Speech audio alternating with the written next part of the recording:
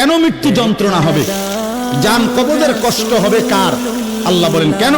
এই ফালা সাদ্দাকা ওয়ালা সাল্লা, আল্লাহ বলেন কারণ হলো সে আমি আল্লাহর কথায় বিশ্বাস করে নাই, আমি আল্লাহর উপরে বিশ্বাস করে নাই, এবং ওয়ালা সাল্লা, 5 ওয়াক্ত নামাজ আদায় করে নাই।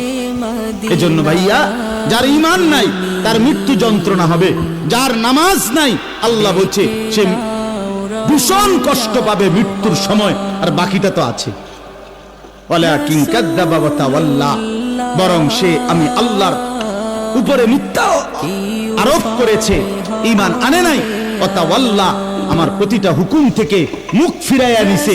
আল্লাহ বলেন সুম্মা যাহাবা ইলা আহলিহি ইয়াতামাত্তা, আমার নাফরমানি করছে, আমার বিরুদ্ধাচরণ করছে, আমার হুকুমের উল্টা করছে, অথচ এর পরেও স্ত্রী সন্তান পরিবারের মাঝে গর্ব কইরা অহংকার কইরা আনন্দ ফুর্তিতে জিন্দেগি কাটাইছে।